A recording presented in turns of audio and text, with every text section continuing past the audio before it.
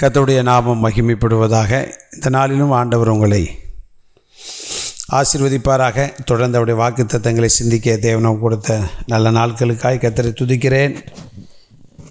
இந்த நாளுடைய தியானத்திற்காக ஒரு வசனத்தை வாசிக்கிறேன். 2 ராஜாக்களின் புஸ்தகம் 3ஆம் அதிகாரம் 17ஆம் வசனத்தை வாசிக்கிறேன்.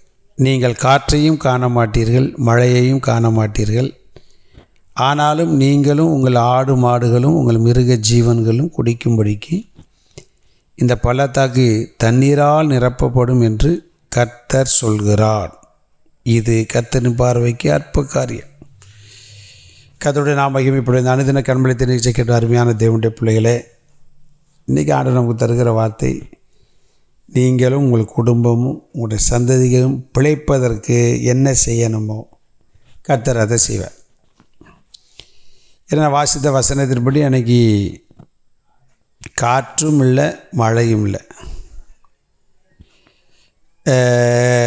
ஆனால் மிருக ஜீவன்கள் காப்பாற்றணுமே, தண்ணி இல்லாமல் என்ன செய்கிறது? அதில் தான் எலிசாவை போய் பார்க்குறாங்க. ஆனால் எலிசா அவன் அங்கே அவர்களை பார்த்து யோசபாத்தை பார்த்து சொல்கிறான், அதாவது நீங்கள் நினைக்கிற மாதிரி உங்களுக்கு காற்று அடித்து மேகம் வந்து மழை பொழிந்து இந்த பள்ளத்தாக்கு நிரப்பப்படும், மிருக ஜீவன்கள் காப்பாற்றப்படும். இது மனுஷ சுபாவம். அப்படி தானே? நம்ம ஏதாவது ஒரு காரியம் நடக்கணும்னா அதுக்கு பல அனுகூலங்களை தேடும். ஏதாவது ஒரு அனுகூலம் வருதான்னு பார்ப்போம். ஆனால் எலிசா சொல்கிறேன், ஒரு அனுகூலமும் தெரியாது, எந்த சிம்டம்ஸும் இருக்காது.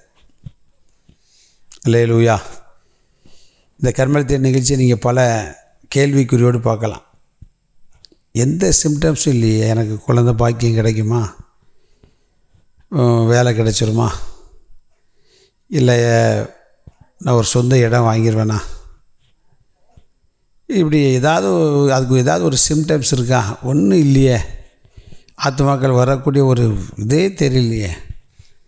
குளித்த ஆரம்பிச்சிருக்கிற, ஆனால் ஒரு ஆத்மாக்கள் வருவாருங்கிற ஒரு அனுகூலம் இல்லை. வாழ்க்கையில் தோல்வி போல தெரியும். எந்த சிம்டம்ஸும் இருக்கலாம், கவலைப்படாதீங்க. ஆனால் சொன்ன பள்ளத்தாக்கு வாய்க்காலை வெட்டுகள், வாய்க்கால் தண்ணீரினாலே நிரப்பப்படும். எதுக்கு? நீங்கள் பிழைப்பதற்கு, உங்கள் மிருக ஜீவங்கள் பிழைப்பதற்கு அவர் செய்வார். யார்? கர்த்தர் செய்வார். இயேசுநாதர் செய்வார். தைரியமாக இருங்க. சொன்ன மாதிரியே பார்த்தீங்கன்னா அடுத்த நாள் தண்ணி வந்துடுச்சு. ஏதோ மொழியாக வந்ததுனால தண்ணி நிரப்படும். ஆமென். அவர் வல்லவர் இல்லையா? நீங்களும் நானும் நினைக்கிறது போல் ரூட்டு போட்டுலாம் செய்ய மாட்டார். நீ பிழைக்கணும், அதுக்கு என்ன செய்யணுமோ செய்வார். ஆமென். யோசிப்புடைய வாழ்க்கையில் பார்த்தீங்களா, கண்ட சொப்பொன்று ஒன்று நடந்தது ஒன்று. ஒருவேளை யோசிப்புக்கு பல தரிசனம் இருந்திருக்கலாம். இப்படிலாம் கொண்டு போய் நம்மளை அப்படி வச்சுருவார். நடந்ததெல்லாம் நெகட்டிவ், எதிர்மறையாக தான்.